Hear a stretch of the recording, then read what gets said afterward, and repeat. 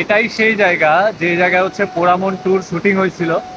মেহেরপুর জেলার মুজিবনগর উপজেলার Ratanpur Swiss gate এটি।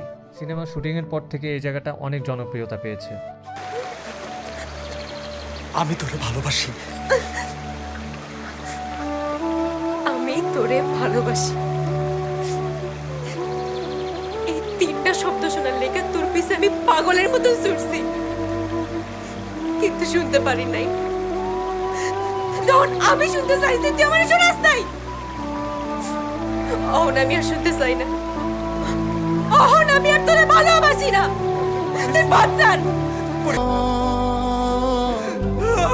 বোঝে না বোঝে না আমার এই পোড়া মন। বাংলাদেশের বিভিন্ন জেলা থেকে লোকজন এখানে ঘুরতে আসে এবং সকাল থেকে রাত পর্যন্ত ভিড় থাকে। আপনারা চাইলে আসতে পারেন।